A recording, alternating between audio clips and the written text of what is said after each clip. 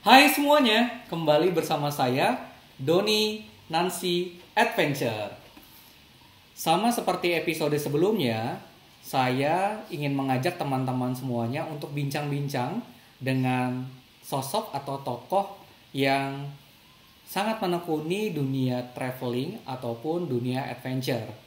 Dan di episode kedua kali ini, saya akan bincang-bincang dengan sosok yang menurut saya sangat luar biasa dan sangat spesial.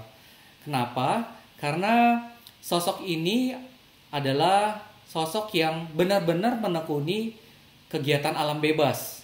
Bahkan bukan hanya saja menekuni alam bebas, tapi sosok ini sangat menekuni dengan yang namanya metode experience learning di kegiatan alam bebas. Dan lewat orang inilah saya juga belajar banyak tentang yang namanya dunia outbound training. Nah, langsung saja yuk teman-teman ngobrol dengan sosok yang satu ini. Ini dia Bapak Enda Mulyanto.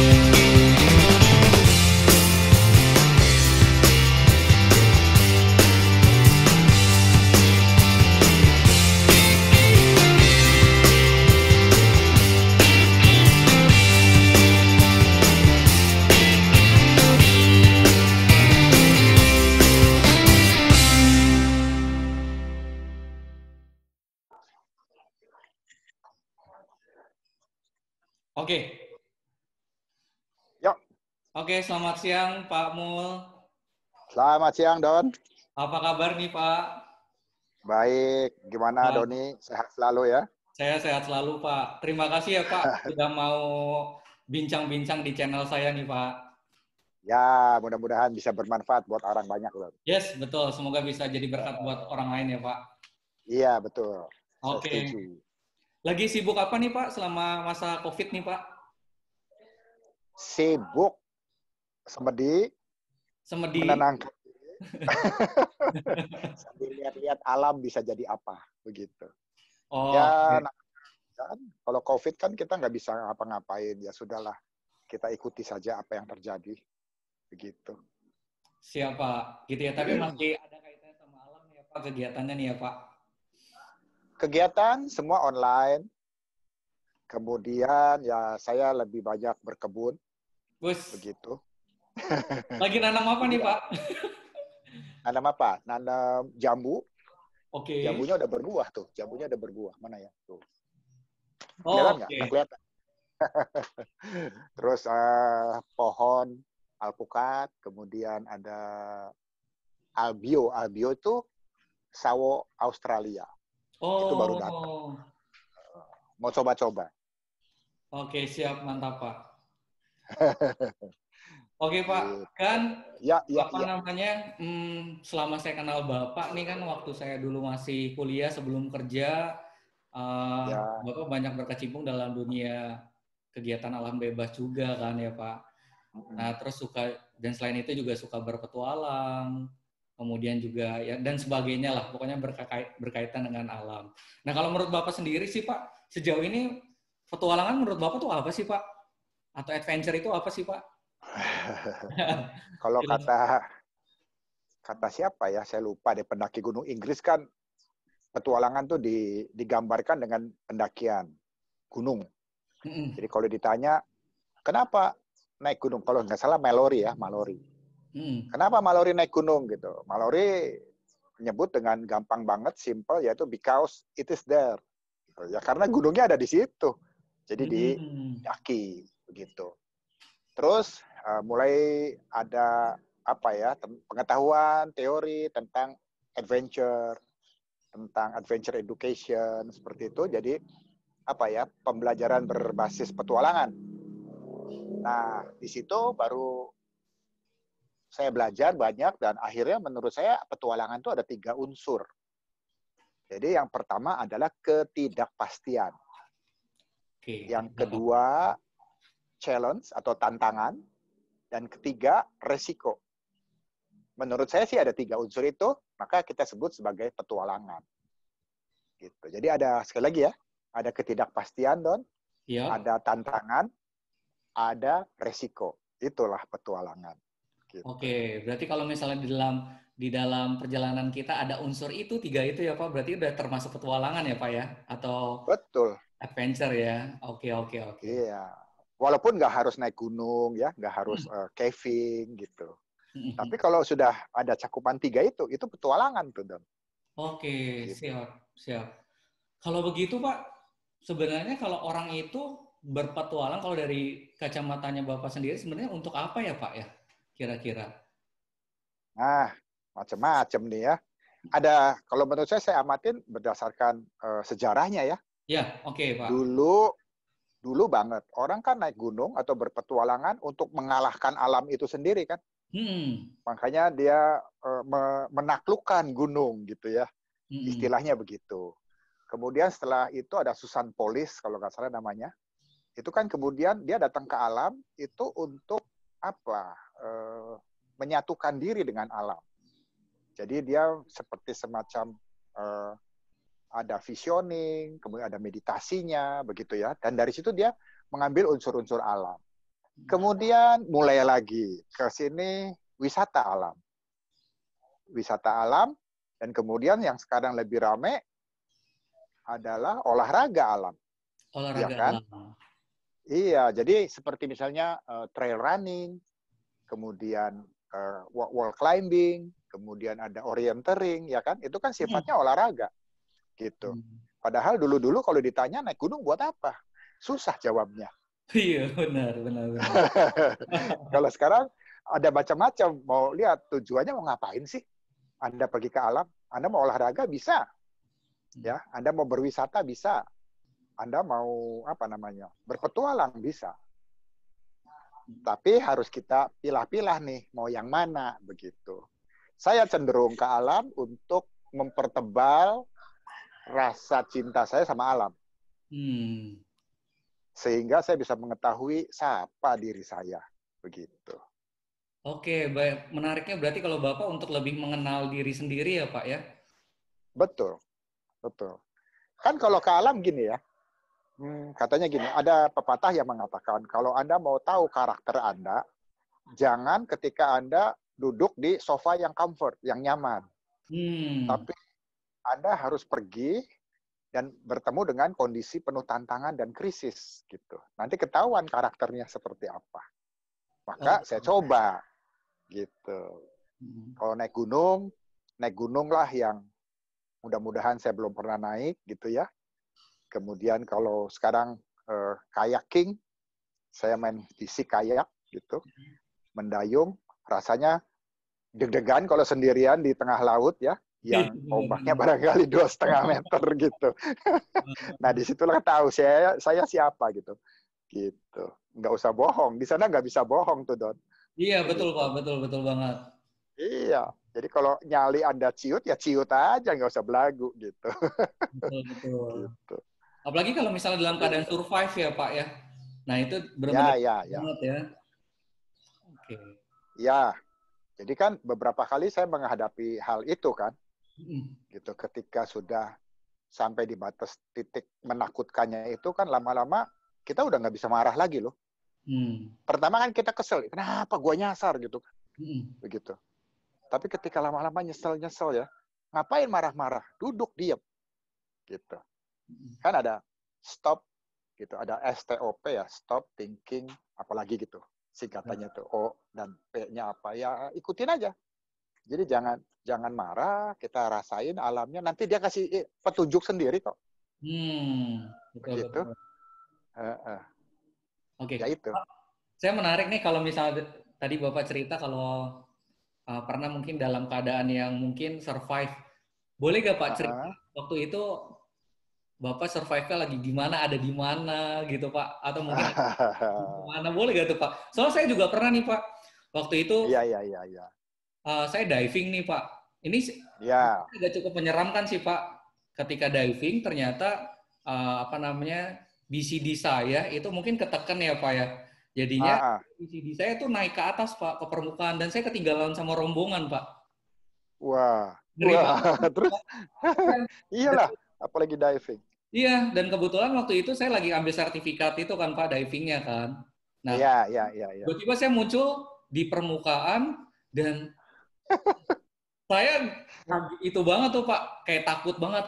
Kayak, wah, Oke. saya ada di tengah laut, terus saya akhirnya, benar kata Bapak, terus saya mikir, saya harus mau ngapain tuh, gitu kan. Akhirnya saya menenangkan diri, saya lihat, oh kayaknya di sana Pulau Pramuka, waktu itu saya di Pulau Pramuka Pak. Oh ya, Dan iya, iya, iya. bisa gak ya saya berenang nih ke Pulau Pramuka? Memang nggak terlalu jauh sih Pak, tapi kan namanya ketinggalan juga takut kan Pak. Takut, iya. Benar. Terus Iya. akhirnya puji Tuhannya tuh entah kenapa ada kapal yang datang ke saya, dan ternyata itu kapal kapal kami untuk divingnya itu Pak. Diving. Iya, Wah, waduh saya udah iya. nggak tahu tuh. Ya, tapi di situ saya jadi kenal diri saya sih Pak. Jadi kayak wah, uh, mungkin segala sesuatunya bisa kita lewati kalau kita tenang dulu kan. Memang begitu Iya, menghadapi. betul. Betul. Nah, Betul. punya nggak Pak cerita yang sama kayak saya mungkin waktu itu? Ya, yang paling saya ingat Hmm. waktu nyasar tuh ada dua gitu. Yang betul-betul saya bikin apa ya, deg-degan, cemas, dan waduh kayaknya gimana ya gitu. Yang pertama waktu caving masuk gua Oh, di Wonosari, ya di Wonosari. Nama guanya itu Songgilap. Ya nggak tahu sekarang sudah dibikin pariwisata atau belum. hmm. Eh, yang Wonosari tinggal kedua, sendiri ya Pak ya? Berarti ya Pak? Wonosari banyak gua-gua. Di Bagus kan, ada gua Jomblang kan, Oke, oke, yang oke. ada cahaya Ya, apa ya, oh, daerah amazing. Jogja ya Pak ya? Daerah Jogja ya? Daerah Jogja Selatan. Jogja Selatan, oke siap. Ya, nah di situ. Nah dulu saya caving itu tahun berapa ya? 83. Hmm. Belum 1983. lahir tuh saya Pak. Belum lah. Belum lahir. Jadi masuk gua tuh masih belum belum terbiasa, Hmm. dan kita menggunakan apa namanya, peralatan yang sudah cukup bagus ya, karena dulu yang ngelatih kita tuh orang dari Prancis Hmm. gitu. Nah, tapi saya belajar masuk gua sekitar tahun 82-an. Terus terang saya nggak suka sih sebenarnya masuk gua itu. Hmm. Mendingan diving deh Dengan diving ya Pak. gitu. Kenapa tuh Pak? Gelap ya, gelap. Terus kemudian semuanya ya begitu aja kan, stalaktit, stalagmit. Tapi ada orang yang senang. Jadi bagaimana caranya petualangan saya bisa saya bagikan gitu waktu itu ya. Hmm. Maka saya setiap masuk gua itu pasti bikin peta gua. Nah, untuk membuat peta gua itu menggunakan benang. Ya, jadi untuk diukur, misalnya panjangnya berapa, kemiringannya berapa, itu pakai benang tuh. Hmm. Nah, jadi waktu itu ceritanya bertiga masuk ke Songgilap. Sudah disampai di satu titik, belum di ujung tuh, Hmm. tapi sudah 900 meter ternyata ya. Tapi waktu itu belum tahu 900 meter. Hmm. Gitu. Tiba-tiba lampunya habis, karbitnya ketinggalan, men. Kan Waduh. lampunya lampu karbit ya. Ah, ah, ah. Jadi, temen yang harus ngurus logistik, kelupaan. Kelupaan di luar. Ya, jadi waduh, gimana nih ya. Temen yang satu udah marah-marah tuh. Yang bagian fotografer. Lu gimana lu? Gimana gini-gini? Gue bilang tenang, tenang, tenang ya. Sekarang giliran aja. Kan selain karbit ada lampu baterai. Hmm. Jadi jangan dinyalain semua. Tapi itu semua tidak terburu sampai keluar. Jadi Oh, gelap-gelapnya luar biasa. nggak keburu itu Pak sampai keluar Pak. Nggak keburu. Nah itulah, hayo lu. Gimana lu? Marah teman saya.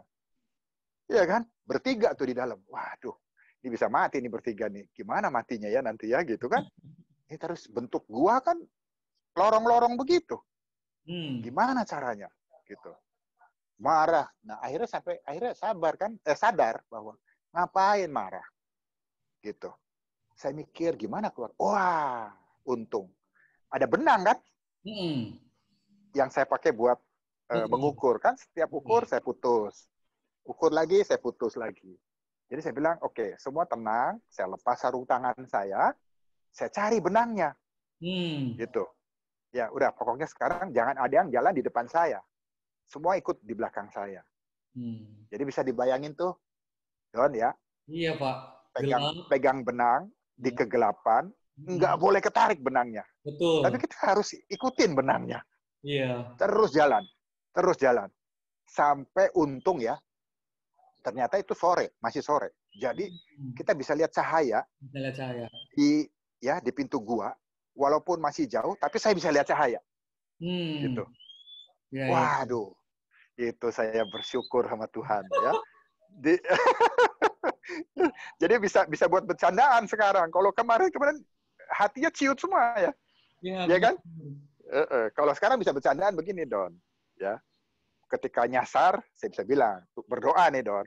Tuhan, ya, biar tunjukkan jalan. Nanti kalau saya selamat, saya potong kurban sapi. Ya kan? Iya, benar. Sudah setengah, wah aman nih. Tuhan, terima kasih, saya akan kurbannya kambing aja deh. Dekat pintunya ayam aja, sudah sampai atas nggak jadi kurban. Nggak, ini bercanda. Iya. Gitu. Ya, itulah salah satunya gitu. Salah satunya ya, Pak ya. Nah, iya.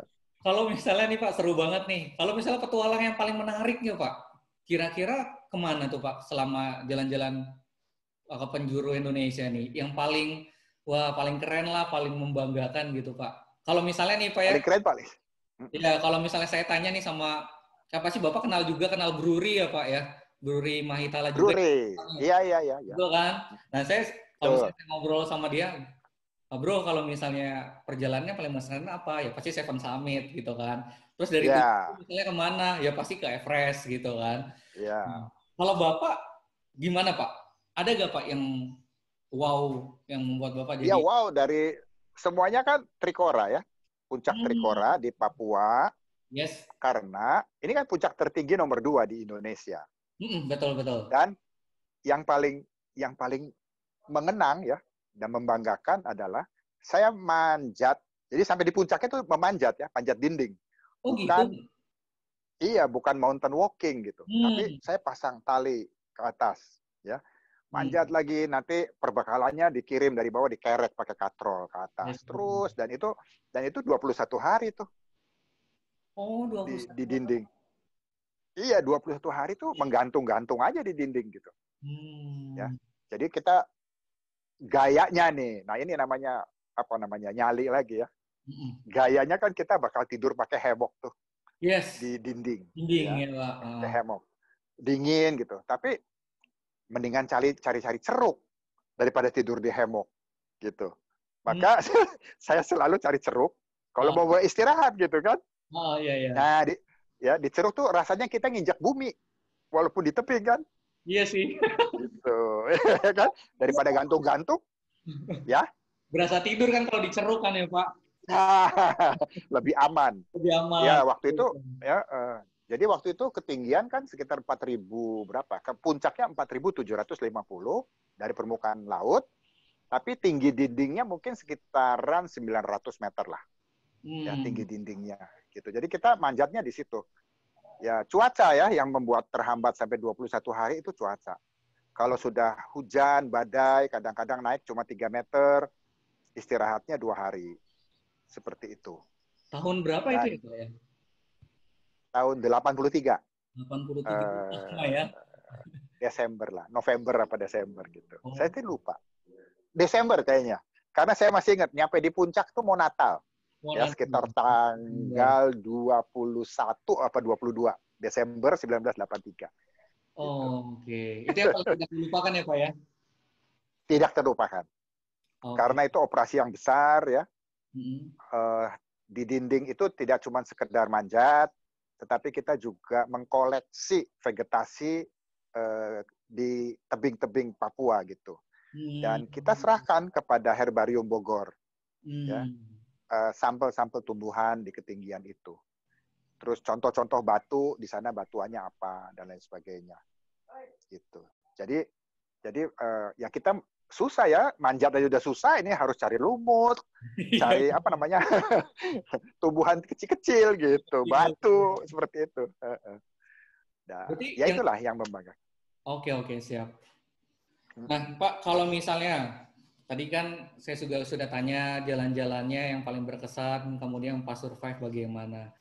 Nah, Bapak kan ini salah satu juga aktivis, istilahnya dikatakan aktivis kegiatan alam lah ya, begitu ya Pak. Iya. Nah, Iya. menurut Bapak bagaimana nih Pak perkembangan adventure di Indonesia sekarang nih Pak? Di Indonesia sekarang Ya. seperti sejarahnya dulu kan. Jadi dulu sama, mungkin sekitar tahun 70-an ya. Orang-orang tuh kayaknya mulai pada naik gunung. Itu waktu itu saya masih SMP, kemudian mulai ada orang namanya lomba kebut gunung di Bandung ya, di Bandung. Nah, kemudian mulailah orang menggunakan apa ya istilahnya apa tuh Don? Kalau untuk memahami diri sendiri gitu ya, untuk memahami diri sendiri, gitu selalu bilangnya ya. Jadi kalau naik gunung tuh kayak refleksi gitu ya, dan kemudian dia bisa lihat dirinya sendiri. Nah sekarang, kemudian kan tahun-tahun 80-an, 86, mulai tuh ada yang namanya ya kebut gunung dulu, kemudian ada orienteering, ya kan. Sekarang justru saya juga nggak tahu ya apa gara-gara film atau novelnya 5 senti gitu ya. Saya rasanya sejak novel itu beredar, dan sekarang banyak banget orang yang senang naik gunung. Gitu. Iya kan? Coba sekarang lihat. Begitu yang paling dekat sama Jakarta, Gunung Gede Pangrango ya. Begitu dibuka sesudah PSBB itu yang naik bisa sampai 10.000 loh yang daftar. Gila itu. Gila Pak itu. Gila itu buat. Hah? Ya, luar biasa itu. Loh iya, betul kan? Semeru di Ranugumbolo itu yang camping udah kayak kampung. Iya kan? Dulu kalau ke Ranugumbolo sepi. Sekarang kampung tenda banyak sekali. Dan itu tidak hanya di Jawa ya, bahkan di Sumatera, di Kerinci, begitu terjadi hal-hal demikian. Dan sekarang orang naik gunung kan nggak perlu takut kesasar balik kali ya. Betul. Kalau misalnya dia menggunakan guide. Jadi sekarang ada jasa guide ya. Teman-teman jadi seperti pendaki gunung, itu menjadi guide. Pak, sorry. Ya. Ya itu dia. Jadi sekarang sudah sampai di situ. Jadi siapa saja sebenarnya asal dengkulnya kuat gitu ya, ya bisa naik gunung gitu. Karena diantar oleh pemandu. Buat saya, kalau ngomong-ngomong petualangan, ya petualangannya berkurang. Gitu. Ya, jadi secara fisik oke, tapi secara mental barangkali nggak ada tuh rasa ketidakpastian kita, rasa cemas, rasa deg-degan, rasa bagaimana kita bertemu dengan masalah. Itu sih. Dan kayaknya kan? Semakin berkurang ya Pak fungsi petanya ya Pak. Kalau dulu saya naik gunung tuh harus tembak itunya puncaknya sama tembak apa namanya misalnya pohon besar. Ya. Cari di peta gitu ya, azimut dan back azimutnya gitu Pak. Iya, kan harus pakai resection ya nggak dulu Iya benar. Iya, jadi sampai di titik mana kita nggak tahu, kita plot. Di petanya kita plot, benar nggak? Kalau salah plot, saya pernah tuh nyasar di Gunung Slamet. Ya. Waduh, selamat ya Pak. Iya kan? Salah, itu cuma gara-gara salah plot. Lalu mentok gitu kan. Nah, itu kan seru tuh. Gimana nih? Terus mau nggak mau kita mesti bermalam. Karena sudah sore. Nggak bisa kita jalan lagi. Kita harus tunggu. Besoknya baru kita ulangi lagi dan seterusnya gitu. Sampai akhirnya sampai puncak. Itu membawa kepuasan sendiri. Ya kan? Tapi kalau dari bawah, saya pernah loh bukan terakhir, tapi tahun berapa ya, 2016 gitu, saya ke Gunung Tambora. Oke. Iya, saya belajar peta, sudah sampai hafal gitu ya, dari sini pos 1, pos 2. Sampai di Tambora, dari Dusun Pancasila, itu tidak boleh naik Gunung Tambora tanpa guide. Iya kan? Jadi saya sama guide adu ilmu. Adu ilmu sombong ya. Enggak. Jadi saya bisa cerita kan, di pos ini ada ini ya. Kenapa Anda nggak mau nginep di pos 2 kalau nggak salah? Seperti itu. Sama seperti di Kerinci. Itu kan ada pos-posnya. Betul. Gitu. Ada pos macan, karena suka ada lewat macan si Mbah itu. Sama waktu di Tambora begitu. Ya. Jadi udah nggak seru lagi. Tadinya saya mau naik sama istri saya kan, sama Impu. Ya, berdua. naik gunung yang kalau menurut saya rute terpanjang naik gunung ya barangkali buat yang mountain walking bisa jadi di Tambora itu. Oh, dia Dengan paling panjang. panjang karena muter-muter. Sebenarnya muter-muter tuh. Sama kayak kalau kita ke Kerinci ya, Leuser, panjang, panjang. Bisa 8 hari gitu, ya kan? Kalau ini bisa 4 hari begitu. Bisa ya 4 hari lah waktu itu. Gitu. Dan seumur-umur saya naik gunung, gara-gara naik Tambora gitu ya, itu saya pakai celana panjang dan pakai baju lengan panjang. Kenapa? Karena di situ ada jelatang, ada hutan jelatang yang harus kita lewati. Jelatang tahu nggak, Ton? Nggak tahu tuh, daun Pak. fulus. Daun fulus tahu, Don? Daun fulus? Iya. Kalau dipegang atau kena badan kita, gatalnya panas. Oh. Gatalnya panas. Mungkin itu, Pak, kalau misalnya saya pernah tuh tahu tentang ini di Argopuro, Pak. Di Argopuro, Pak. Ada. Bilangnya daun janco, Pak. Karena kalau kena ya, janco gitu. Bener, Pak, bener, Pak. Ya. Mungkin itu kali ya, Pak. Ya, betul. Bentuknya kayak daunnya hampir seperti daun pepaya ya. Di bawahnya ada bulu-bulu. Bulu-bulu, betul, Pak. Iya, betul. Ya, gitu. Nah, nama bahasa Indonesia daun jelatang, kalau orang Jawa Barat bilang daun fulus. Oh, oke. Nah, di Tambora ada satu rute yang kurang lebih 100 meter lah ya. Anda harus jalan di batang pohon yang besar yang tumbang, tapi kanan kirinya jelatang semua. Waduh. Jadi kalau kalau nggak pakai baju atau celana yang lengan panjang itu, pasti gatalnya luar biasa. Dan itu panas gatalnya. Panas. Nah itu saya udah tahu bahwa ada jelatang, tapi di mananya kan saya belum tahu. Ya kan? Tapi si guide-nya jadi bisa bilang, kok Bapak sudah tahu semua? Gitu. Terus saya sok tahu kan. Oh, saya sudah pernah di sini. Padahal belum.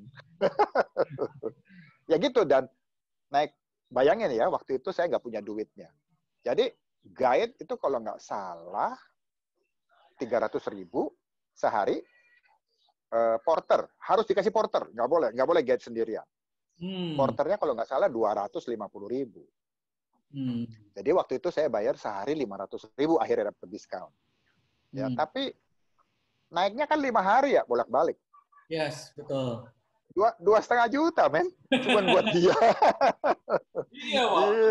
2,5 juta. Buat tiket pulang ya, Pak ya? Iyalah. Dan saya bilang sama dia ketika di pos terakhir, kamu nggak boleh ikut. Wah, nggak boleh, Pak. Saya harus ikut, katanya. Nggak. Kamu di sini aja. Karena saya sangat merindukan sebuah petualangan, ya kan? Kalau ada dia ngasih tahu tuh, ini Pak, jalannya sampai puncak gitu.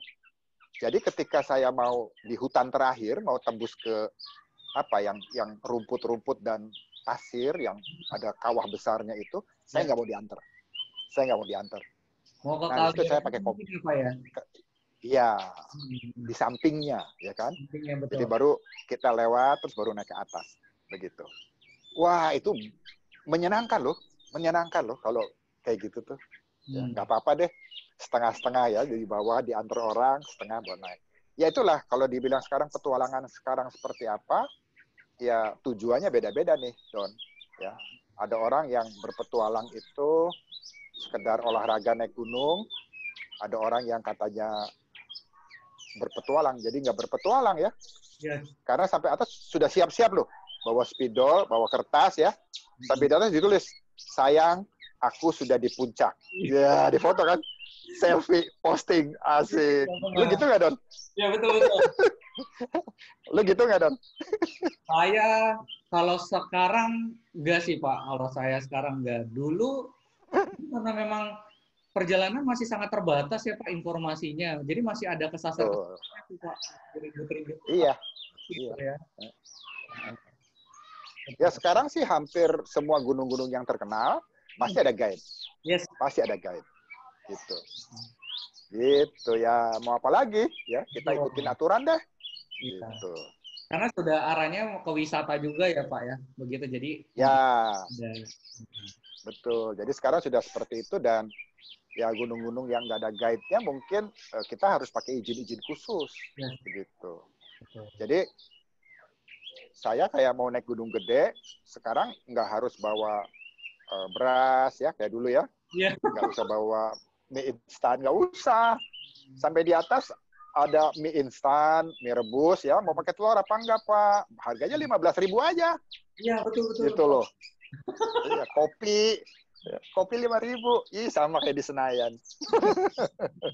Naiknya jauh banget ya, begitu. Dia gotong dan ada ini juga mereka bawa kayak ya sekarang gampang sih ya pakai apa MP3 gitu kan. Ya, jadi di alun-alun Surya Kencana itu ada musik sekarang. Oh, udah nggak. Iya dong. Iya. Ya suara burungnya hilang, suara anginnya hilang. Betul. Gitu. Ya, sayang. Jadi orang pergi ke alam mau cari apa? Bukan mau mencari alam, tetapi Anda tidak bisa meninggalkan kekotaannya. Iya kan? Kekotaan itu artinya artifisial kan? Ya. Gitu. Cobalah Anda mendengar musik alam gitu. Karena penting banget buat saya dalam kehidupan kita yang semakin sibuk ya, yang semakin artifisial gitu kan. Pergilah ke alam dan dengarkanlah suara alam. Begitu. Itu akan banyak sekali memperkaya kita sebetulnya gitu. Oke Pak, betul banget tuh. Harus back to nature. Benar-benar ya. Kalau perlu tinggalkan HP juga. Kadang-kadang kan di atas buat musik juga kan Pak ya. Ya gitu. Ada teman yang kalau saya si kayaking gitu ya, dayung kayak di laut, itu ada musik loh. Oh ya? Ternyata ada ya speaker yang waterproof gitu. Jadi saya jauh-jauh lah dari dia. Ya, karena saya pengen mendengarkan suara ombak gitu. Seperti itu. Suara ombak yang memukul kayak saya. Itu kan mengingatkan saya kalau saya naik mountain bike ya. Itu suara ban menggeser di pasir gitu ya. Itu kan waduh, serak gitu. Kayaknya gimana gitu. Iya. Itu nggak akan terlupakan dan ya itu kita bisa mengenal gitu kapan nabrak bergeserkan dengan batu, kapan kena lumpur, suaranya beda-beda. Ya, bahkan kalau misalnya kita nongkrong di api unggun saja ada apinya ya Pak, api itu ya, bunyi-bunyinya ya Pak. Iya, ada bunga apinya kan berbunyi tuh, tik tik tik tik tik tik gitu. Ya itu, gitu. Sekarang api unggun, tapi bawa apa namanya tuh speaker yang besar ya, ada loh. Jadi gimana nih? Enggak gitu. Saya tetap biarinlah dibilangin orang kuno nggak apa-apa. Tetapi saya tetap, jadi kalau saya bawa teman-teman, atau kan saya suka bawa pelatihan kan, ya kalau training di alam, saya tidak menggunakan pengeras suara. Ya, jadi kalau ada 25 orang, 30 orang peserta, ya saya bicara dengan suara apa adanya. Gitu. Yang lain harus mendengarkan, dan kalau sudah ada di alam, rasanya sih suasananya kan hening ya.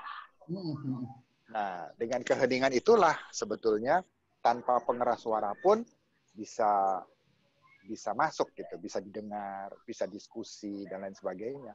Dan itu lebih bagus gitu. Daripada pakai toa, ayo. Gitu. Oke. Baik Pak. Nah, kalau sekarang nih kan Pak, kita lagi COVID-19 nih Pak. Kira-kira ada gak ya Pak ya hal-hal dari petualangan, nilai-nilai petualangan yang mungkin kita bisa aplikasikan sih sebenarnya di COVID-19 ini sih Pak, gitu. Iya. Jadi saya pernah diajak bicara tuh, Don, ya sama teman-teman dari pecinta alam, dari teman-teman yang praktisi outdoor training gitu ya. Karena mereka kan yang terdampak langsung. Gitu. Ya betul. Lalu saya ingat di COVID itu saya pernah diajarin survival dong. Waktu mau masuk pecinta alam ya di Mahitala Unpar. Yang ngajarinya tuh kan dari Kopassus. Nah, Kopassus itu punya kayak semacam apa ya, moto. Jadi survival. Itu setiap hurufnya tuh punya kepanjangan. Jadi S yang pertama itu disebutnya sadarilah dirimu gitu. Jadi orang lagi survival tuh harus sadar dulu nih, Don. Ya kan? U-nya apa? U-nya untung, malang, tergantung dirimu. Jadi semua itu ditentukan oleh diri kita. Ya. Dan seterusnya lah. Saya lupa nih survival. Pokoknya FIFA ya, ada V-nya tuh FIFA tuh hidup. Yep. Jadi Anda harus mau, jangan berani mati, berani hidup. Gitu katanya. Berani hidup. Dan harus lihat sekitarnya, apa, dan macam-macam. Dan pada waktu COVID mulai, banyak teman-teman terdampak, dan banyak yang, ini gimana ya? Nah, ya saya bilang, gunakanlah kunci-kunci itu. Sekarang kita sadarin gitu.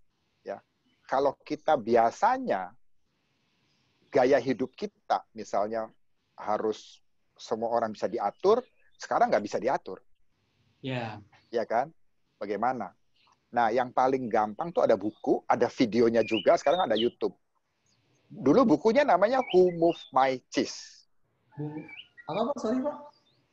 Who Moved My Cheese. Oh, Who Moved My Cheese. Siapa? Oke. Pernah dengar? Jadi cari deh di YouTube. Itu ceritanya seru. Jadi ada 2 tikus. Oke, tahu. Ya, tikus. Iya. Ya. Nah, kita kan harusnya siap-siapnya jangan pada waktu COVID. Ya kan? Tapi dulu kita tuh harus siap. Gitu ya. Jadi sebenarnya sejak saya memperkenalkan adventure training, saya kan kepengen ngajak orang memahami sebuah perubahan. Ya, tetapi waktu itu kan perubahannya enteng-enteng aja ya. Gitu. Jadi orang nggak ngerti. Sampai kemudian sekarang kan ada VUCA. Yang volatile, ya VUCA gitu. Ada ambiguity dan sebagainya. Nah, baru kita ngomongin VUCA sama teman-teman di satu universitas, ya. Tiba-tiba sekarang VUCA beneran loh. Benar nggak? Iya, betul Pak. COVID-19. Siapa yang bisa? Nah, kalau nggak begitu. Kalau kita tidak mau merubah gaya hidup kita, habis pasti. Betul. Ya.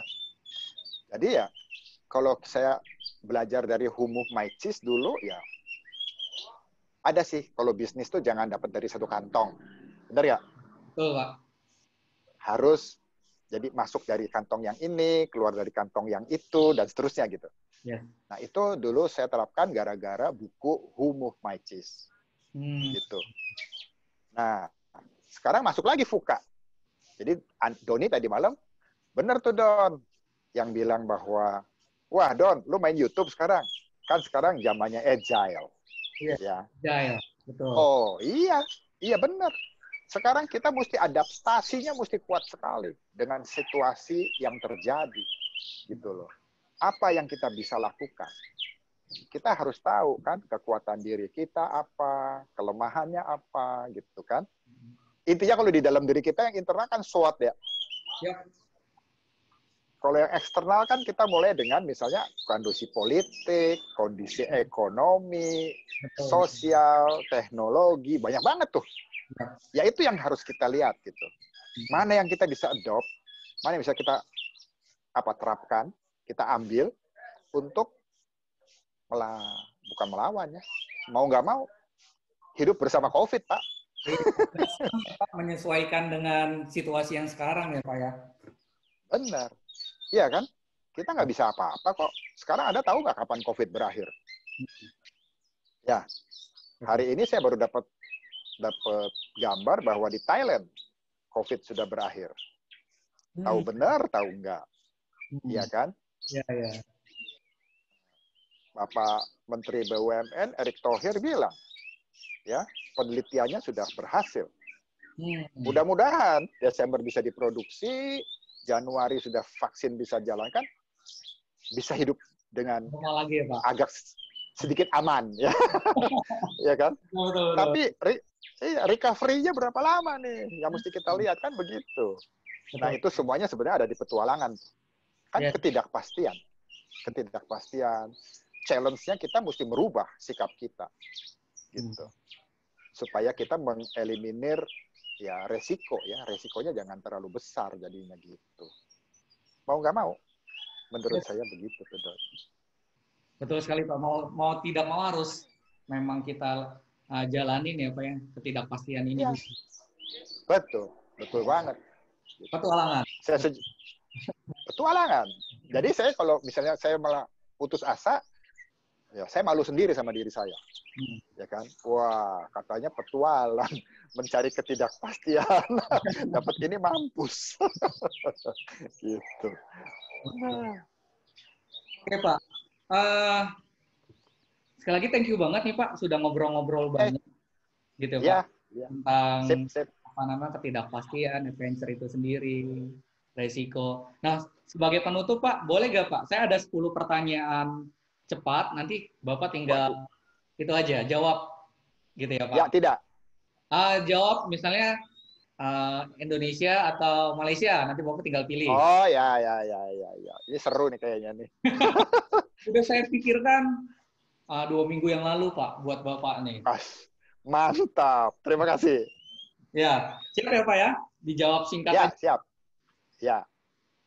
Traveler atau pebisnis, Pak? Saya traveler. Traveler, oke. Camping atau kayaking, Pak? Kayaking. Kayaking, oke.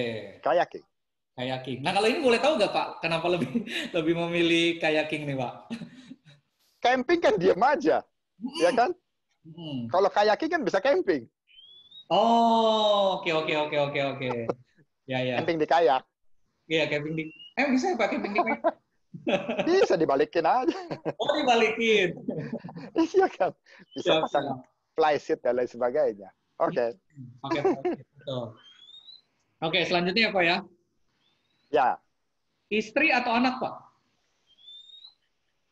Anak ya. Anak, oke. Pimpin outbound perusahaan atau pimpin outbound anak-anak? Saya pimpin anak-anak. Anak-anak, Pak? Masa depan mereka ada di situ. Masa depan dunia tuh ada sama mereka. Oh, oke. Ya. Lebih seru perusahaan atau anak-anak sih, Pak? Atau lebih sulit? Sebenarnya lebih sulit perusahaan. Ngeyelan. Oh iya, betul. Ada resisten ya, Pak ya? Ya. Ada resistensi. Nah, itu tantangan buat kita. Kalau anak-anak dibikin happy aja, seneng dia. Iya, benar. Apalagi yang ikut udah bangkotan gitu ya Pak, terus yang fasilitatornya masih muda kayak saya gitu Pak. Wah, ngomong apa? Nah, pernah punya pengalaman kan? Betul. Ini kayaknya yang turun nih. Iya, tahu apa lu katanya? Iya, apa lu? Baru lulus langsung bisnis gitu ya Pak ya? Iya, gitu. Ya kan? Ngeyelan. Apalagi umurnya 40 tuh. Kayak lu sekarang ya. Betul. Oke. Sudah di kemapanan sedikit lah. Oke Pak, selanjutnya Pak. Semeru atau Rinjani Pak? Rinjani. Iya. Kenapa Pak? Kalau boleh tahu Pak? Lebih banyak yang dilihat, lebih banyak tantangan ya. Saya bisa lihat dari Rinjani itu Gunung Agung, Semeru. Iya, bisa ngelihat. Bagus. Iya. Oke, selanjutnya dalam negeri, luar negeri Pak? Dalam negeri. Facebook atau Twitter? Facebook. Sayur asam atau sayur sop Pak? Sayur asam. Oke. Iya. Kemudian ini diving atau canoeing Pak? Saya canoeing. Tetap canoeing ya Pak ya? Oke. Canoeing. Nah ini yang terakhir nih Pak. Ya. Ahok atau Anies Baswedan Pak? Ahok lah. Oke. Sip. Sudah. Kalau gitu Pak. Terus ada hasilnya konservatif ya nggak? Iya. Ini nggak ada kok Pak, nggak ada hasil konservatif. Enggak. Nah, ini bukan alat tes Pak, bukan Mas Oja ini. Oh bukan. Iya. Oke Pak, kalau begitu. Oke. Thank you ya Pak sudah ngobrol bareng di channel saya.